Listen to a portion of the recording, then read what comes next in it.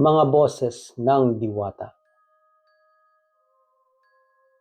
Bilang mga bata, si Baton at Bibo ay hindi nabago sa mga kwento ng kababalaghan mula sa kanilang mga ninuno.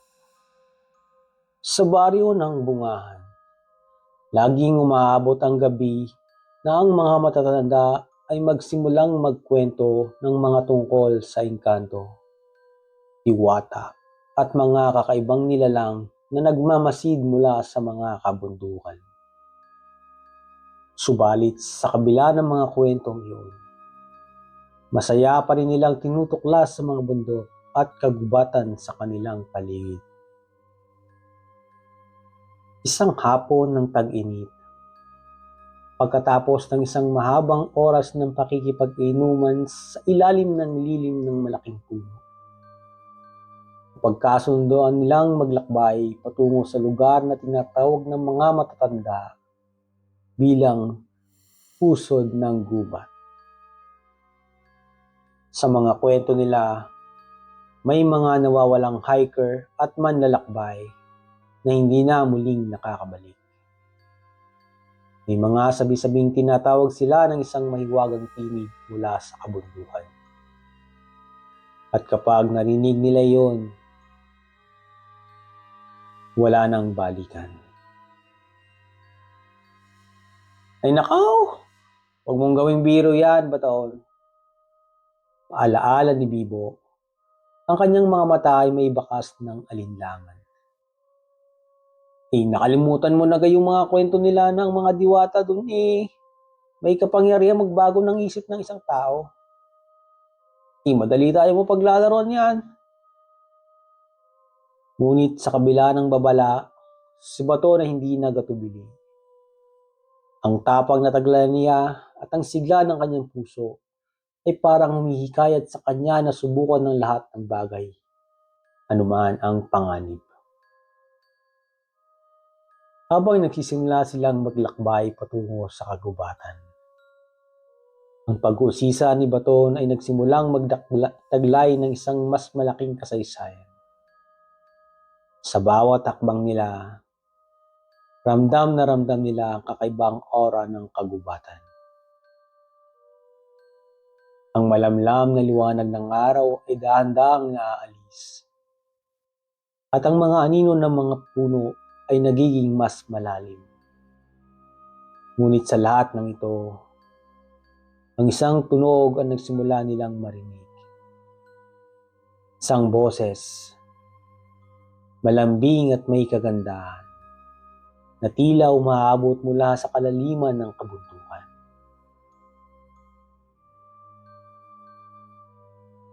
Baton! Tinig na tumutok kay Baton at tila nag-uutos sa kanyang kaluluwa. Nagkatinginan na magpinsan. Ano gayon? Tanong ni Bibo habang kinakalabit si Baton. Ngunit ang binata na naiintriga ay nagsimulang maglakad patungo sa pinagmumulan ng boses. Para sa kanya, ito na ang pagkakataon na matuklasan ang katotohanan sa likod ng mga kwento. Baton! Baton! Huwag mong sundan! Sigaw ni Bibo. Ngunit ang tinig ni Baton ay hindi tila tinatangay ng isang hangin. Baton! Dahil sa matsitsing kuryosidad, nagpatuloy si Baton. Habang ang bawat hakbang ay nagiging mas malalim sa kagubatan. Ang mga sanga ng puno ay nagsimula ring magtangay ng mga kakaibang tunog. Ang hangin ay tila nakikipag-usap. At ang lahat ng liwanag ay nagsimulang magbago. Hindi na nila alam kung gaano na sila kalayo mula sa kanilang daan. Sa kanilang paglalakbay, ang mga tunog ay naging mas malinaw at mas malakas. Hanggang sa umabot sila sa isang clearing. Dito, nakatagpo sila ng isang lawan na tila kumikislap sa ilalim ng malamlam na buwan. Ang tubig nito ay malinaw. At sa paligid ay may mga malalaking puno na parang nagmamasid sa kanila. Sa tabi ng lawa, isang babae na may mahabang buhok ang tumayo at nag-imbita kay Baton na lumapit. Ang kanyang anyo ay tila napakaganda. At ang mga mata nito ay kumikislap sa ilalim ng buwan. Ang boses nito ay muling bumangon, na ngayon ay mas malinaw at malumanay. Baton! Bibo! Ang boses ay umaabot mula sa kanyang labi. Ang bawat salitang binibigkas ay tila nag-uudyok sa kanilang mga puso.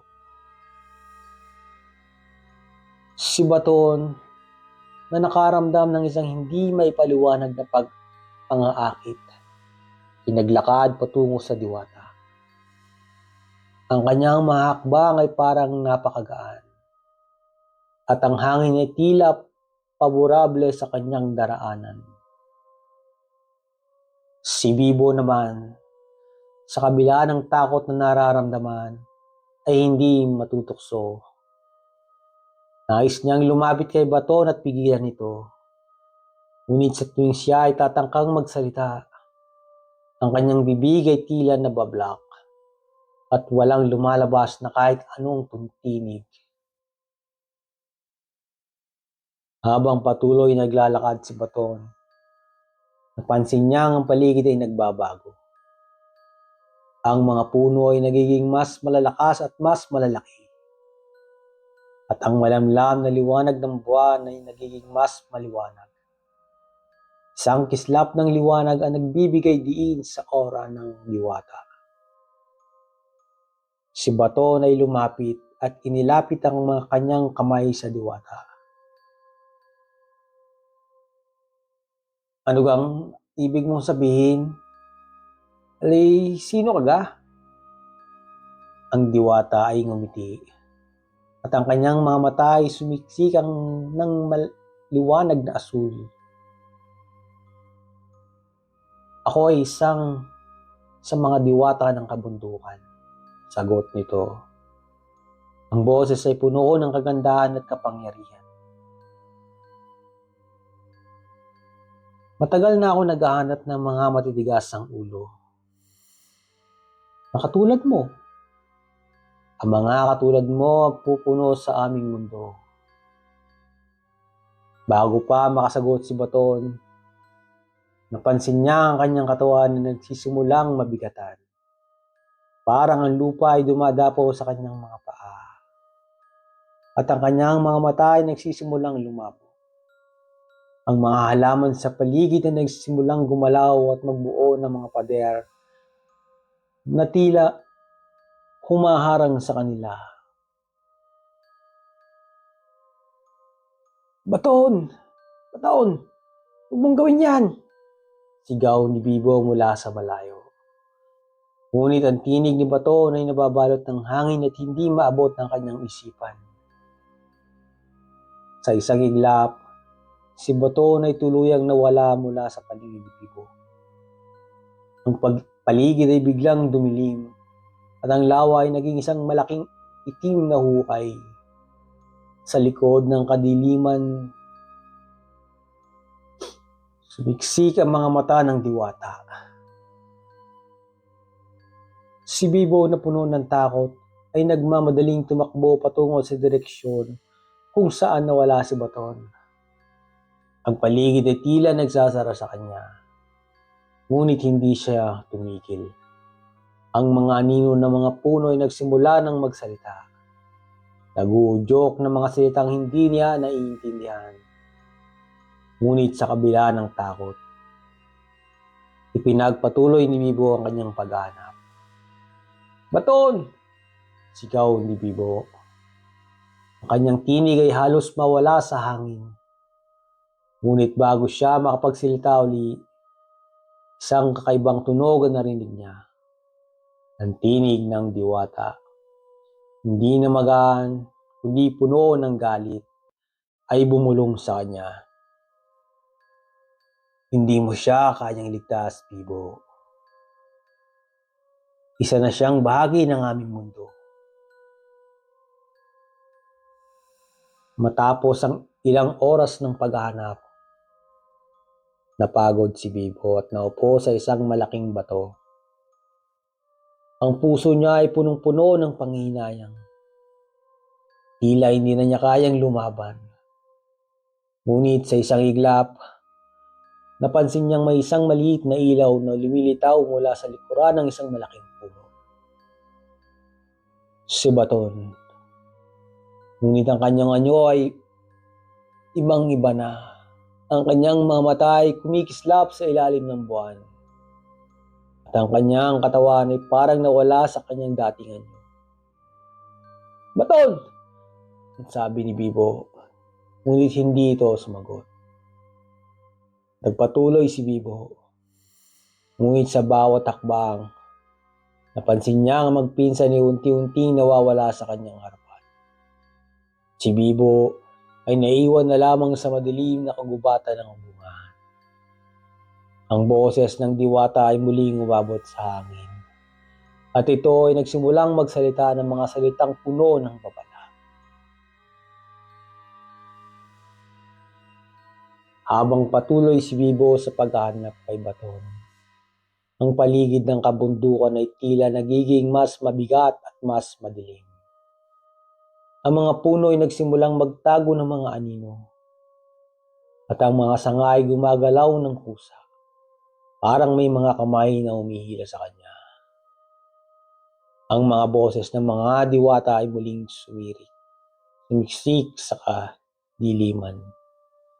At ngayon, ang mga tunog ay hindi na mga alon ng kagandahan, kundi mga kaluskos ng galit at puot. Sa bawat hakbang ni Bibo, nararamdaman niya ang kanyang lakas ay humihina. Ang bawat galak at pag-asa ay nararamdaman niya noon ay unti-unting napapalitan ng takot at panghihinayang. Ngunit kung titingnan mo siya ngayon, parang isang batang nawala sa dilim ng kagubatan. Baton! Sigaw ni Bibo. Habang ang kanyang mga mata ay dumadaloy ang luha. Ang kanyang tinig ay nauurong. Ngunit patuloy pa rin siyang umaasa. Ang tinig ni Baton na muling nagbabalik mula sa dilim ay narinig. Bibo, hindi mo na ako matutulungan. Isa na akong bahagi ng kabundukan.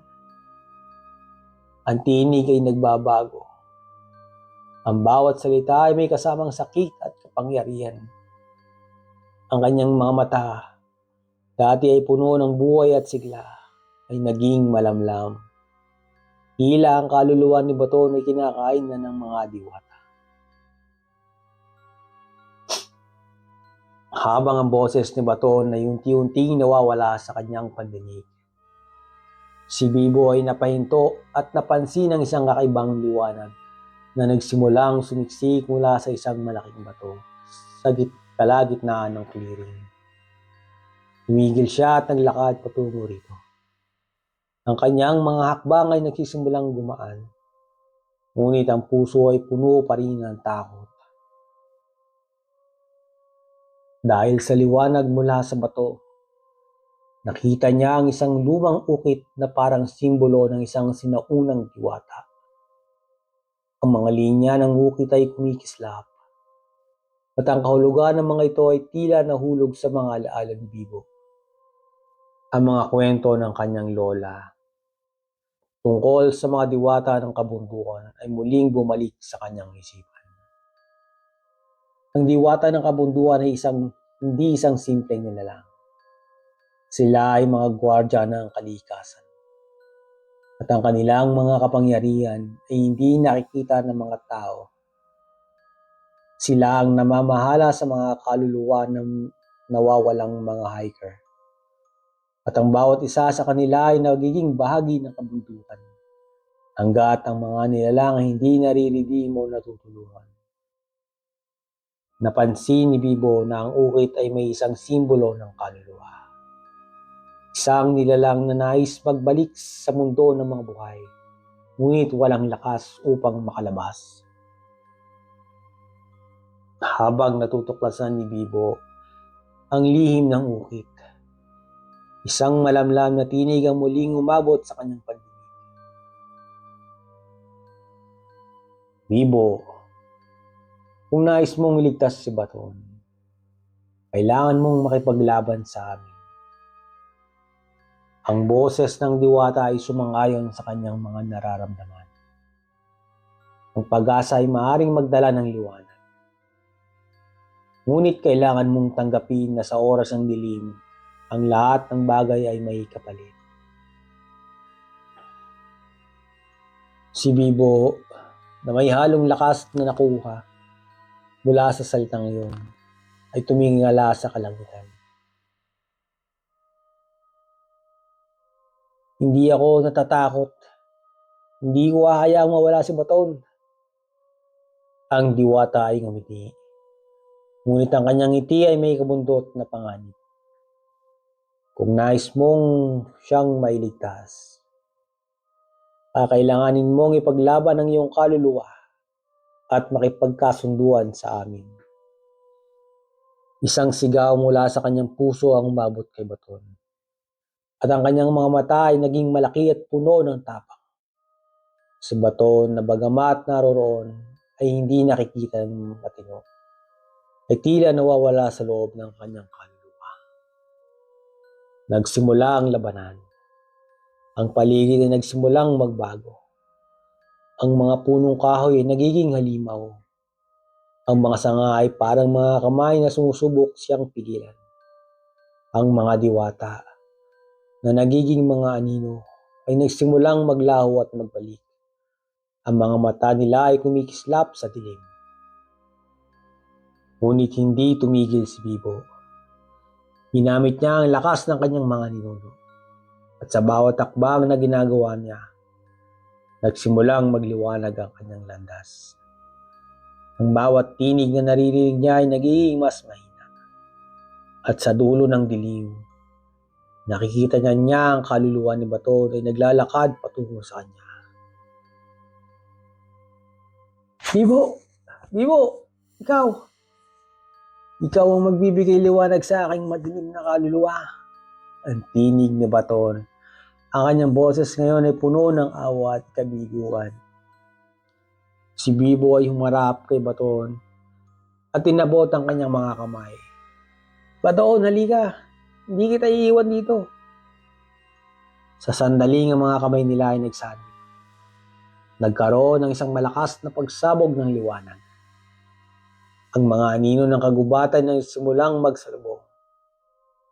At ang lawa ay muling naging maliwanag.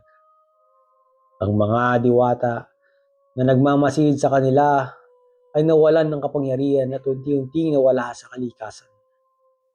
Ang kaluluwa ni Baton ay nagsimulang magbalik sa kanyang katawan. Si Bibo, halos mawalan ng lakas, ay naramdaman ng isang mainit na pakiramdam sa kanyang dibdib. Si Baton, na muling nabuhay, ay tumingin kay Bibo. Ang kanyang mga mata ay puno ng pasasalamat. Bibo, ang sabi ni Baton, hindi ko alam kung paano kitang pasalamatan. Hindi ko alam kung ano nangyari sa akin pero tinulungan mo ako. Sabay silang tumingala sa langit. At ang mga bituin ay nanginginig sa kanilang mga mata. Ang kagubatan ng bungahan na dating puno ng takot ay muling naging tahimik at payapa. Ngunit sa mga alaala nila, hindi na nila malilimutan ang mga tinig ng diwata. Ang mga boses na nagbukas ng isang pinto patungo sa isang malalim na kahulugan ng buhay at kalikasan. Ang magpinsan ay muling nakabalik sa kanilang baryo bungahan. Ngunit ang kanilang mga mata ay puno ng mga bagong karanasan at aral mula sa kabundukan. Ang kwento ng kanilang pakikipaglaban sa mga diwata at ang pagbabalik ni Baton mula sa dilim ay hindi na lamang isang kwento ng takot, kundi isang kwento ng lakas, pag-asa at hindi pagsubok. Mula noon, si Bibo at si Baton ay naging mga tagapagtanggol ng kagubatan ng bungahan. Sila ay naging tagapag-ingat sa mga nilalang ng kalikasan. Sa bawat gabi, iniwasan nila ang mga tinig na nagmumula sa kabundukan. Ang mga kwento ng kanilang karanasan na nagsilbing gabay para sa mga susunod na hiker na magtatangkang maglakbay sa lugar na iyon.